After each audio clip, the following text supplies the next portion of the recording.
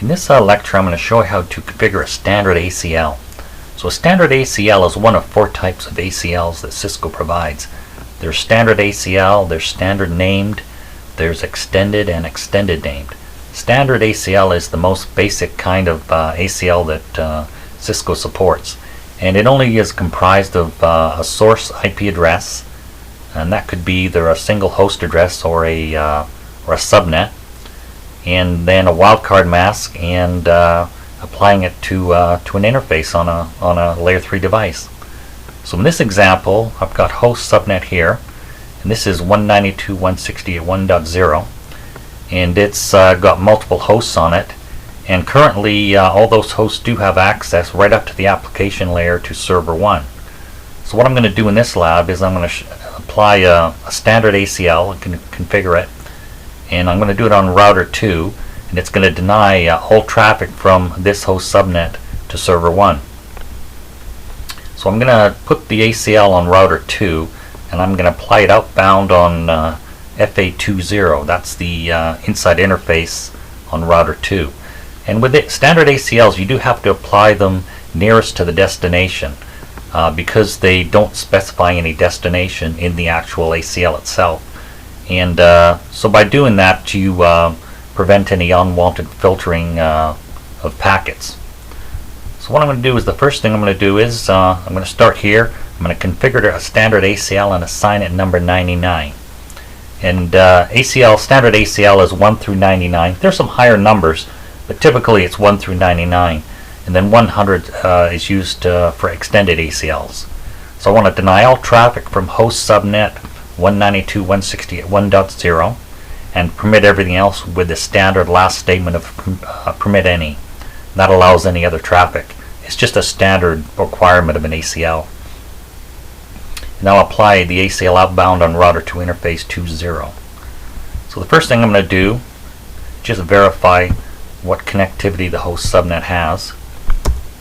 So what I'm going to do is ping 192.168 3.1.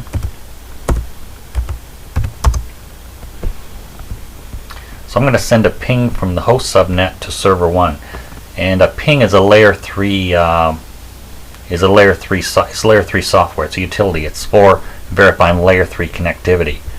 So what I'm going to do is it's typically I'll verify layer 3 first, and I do have connectivity there.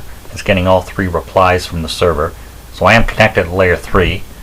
The other thing I want to do is just verify it at the application layer. For that, I can use HTTP.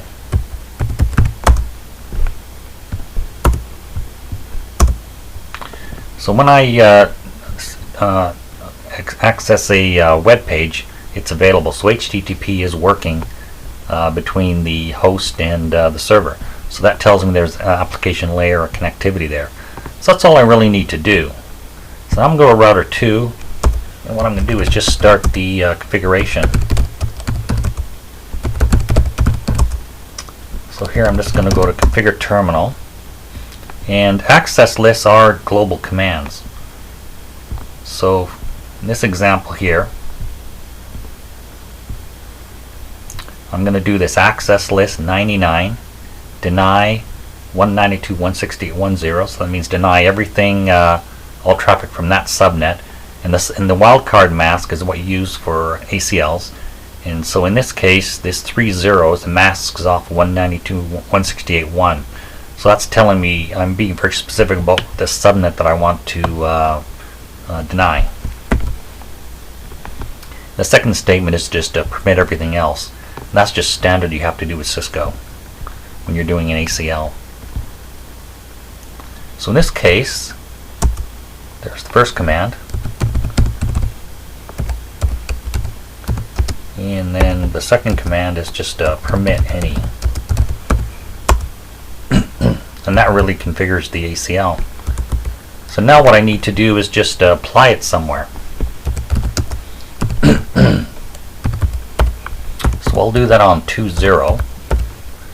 So interface 2.0, do IP access group, and then 99 is the name of the ACL, and outbound out for outbound. And I'll go over here. So there it is 20. I'm going to apply it right there on the interface, router 2. And there it is. So that's the ACL configuration. So at that point it's already configured. Now it's a question of then just testing to make sure the ACL works correctly.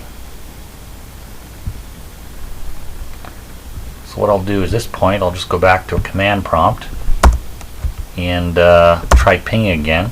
Now I'm getting destination host unreachable.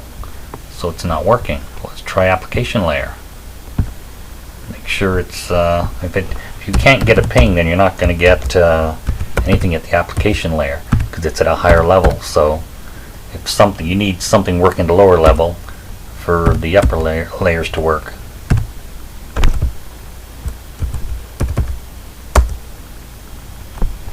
So there's 3.1.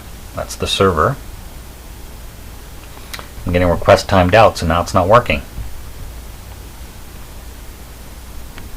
So there's no traffic that's going to server 1.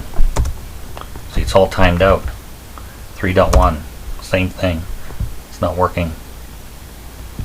So the only thing I would have to do if I wanted to re-enable traffic is just take it right off of the that statement that I put on the interface IP access group. So if I did a no IP access group, it would just it would then permit the traffic. It's only you have to put the access list on an interface for it to be activated. And that concludes standard ACL.